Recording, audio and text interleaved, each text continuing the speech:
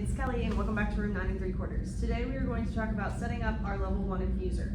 So we keep these in bay 1 and bay 3 of our resuscitation bay, or room 9 as we like to call it. And we don't use them that often, but they are very useful and very helpful when we need them. So it is a pretty complicated looking machine, but when you really break it down, there's 4 easy steps to setting this up. Big 2 rules of the level 1 infuser: always has to be plugged in, and you can never let your line run dry. So when we do use this, tends to be a 1-person job, a 1 nurse job, and that is just because we are able to infuse so quickly, and again, we cannot let the line run dry. So I'm gonna bring you all a little closer. We're gonna go through the steps here, and then I'll back you back up and I'll put it together for you. So as we get a little closer here, you're going to see, we'll start at the top here. So these are your pressurized mechanisms. So when you go to pressure in your products, you'll click these over, and it'll begin to expand the back of that to help pressure the products in. Now, open the door just using these little side hinges, and then when you get into it, there'll be hooks on the door. We usually use this middle hook here for most of our products. So we will go ahead and again just use the side hinge to close the door. Moving down the machine here, you'll have your temperature gauge here. Again, this does pressurize and heat your products, warm your products. So you'll be able to see what temperature your products are at here. These are your alarms here. And then step 2, step 1 is down in here. And then this is where your water chamber is. So sterile water goes here to help warm the products. Step 3 and 4 will be down here. Again, another set of alarms.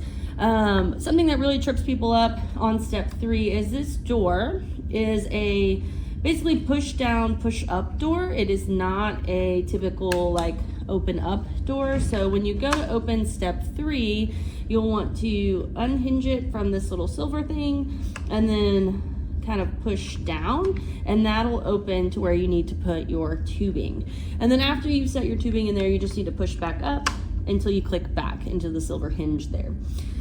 Again, alarms here. There is a quick reference guide on both of our level 1 infusers. It'll tell you about setup, about alarms, about how to troubleshoot. So if you ever need that, that is on both of our infusers as well. And then the tubing that you kind of see already hung up here will come in a box like this, and we do keep them on bags on the back of the infusers. Along with that bag and the tubing will come a bag of saline. You only want to prime using saline, never LR on this, because we are using those blood products. And then they'll also have some blood tubing in there if you need it for travel or whatnot. Bad thing about the level 1 infuser, we cannot transport with it, unfortunately, but we can move it out onto the floor if we need to for somebody that is in a room. And again, your tubing here will have the 3 big parts of your tubing will be for your products and your priming mechanism. Really the only clamps, there are a lot of clamps on this tubing that you're going to have to worry about, are these 3 large clamps here. And these will control, again, your priming, saline, and your products. As we move down the tubing here, you'll kind of see this big white rod mechanism. That's going to be your step 1 and 2. Again, a lot of clamps, shouldn't need to mess with any of these at all.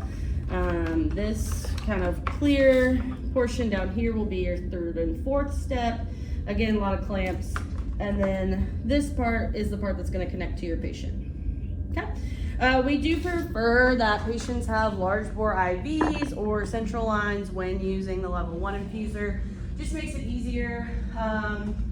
Tip of the trade, if you do have a cordis, if you uncap your brown lumen while using the level 1 infuser, it will let you cycle your products in a lot faster than if it is capped. So if you do have a cordis available, cap that brown lumen and hook this straight to it, you'll be rolling. Okay, so we will go now with setup. So like I said earlier, you're going to take this white rod lock structure, and this is going to be your step 1 and step 2.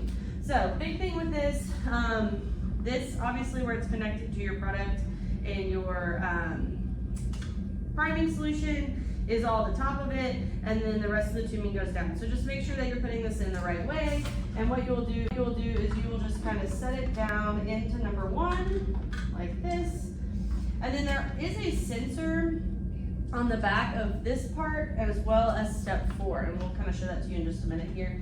And you want to make sure that on where you have those sensors, you are pushing the tubing back until it clicks into those sensors. Little tricky part about number 2 is it has a hole on the underneath side of it, and you have to line the tubing up to pull number 2 down into place.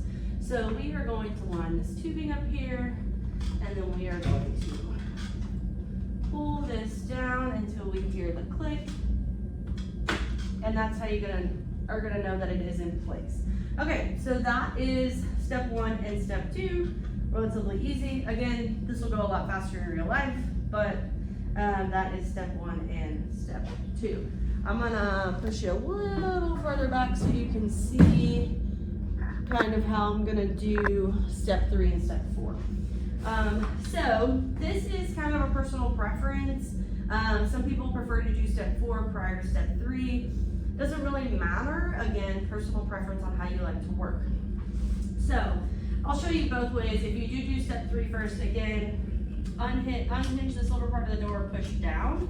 You can put your tubing in there, just like this, and then you will push step 4 back into that sensor area so that it's hitting that sensor. And then your tubing again will just fall into 3, and then you'll push the door up and put that in the hinge area there. So after you have done step 1, step 2, step 3, step 4, you can either, for this tubing, you can prime it after you set the machine up, or you can prime it before you put your tubing in. Either or works, again, personal preference. If you choose to do step 4 first, so again, you would have your tubing like this, and then you'll just put the sensor into step 4. Big thing with that is you'll just need to make sure that when you put this tubing into step 4 that your tubing is facing to the left here so that it can go into step 3. Again, the door you'll just push up until it clicks. And again, you'll want to make sure that the tubing in 4 and 2 are pressed back against those sensors that we have in there. So after you set it all up and that you are primed and ready to go, you will hit this green button here. That's your on button. And what's gonna happen is a lot of alarms are gonna go off for a second, and they're just gonna check everything, and then you'll have your green lights and you'll be ready to go. So I'm gonna bring you all again a little bit closer so we can just see this here, all set up. So again, at the top, you've got your priming stuff ready. Again, I'll kind of show you this. You'll turn your pressurize on, and the back of this will come forward and kind of fill that to where it's gonna pressure those products in. After you're done with this side of the products, you'll just release that, and then you can go and start your other products. Again, your temperature gauge is here. There's a green light here showing that all your alarms are off. Again, the underside, let me see if I can show you this kind of better, of 2, where your thing will push down is there. Again, your on button, off button, your water will be kind of cycling there, again, sterile water only. And then you'll have your green light down here in these alarms too. And as you can see, this is kind of pressed back against that sensor, and this door is closed. And so once you have all of that set up, you should be ready to attach to your patient and pressurize your products in. Again, we don't use this too often down here, but it is available for any time that we need to use it. And that is how you set it up. Again, all your tubing will be on here.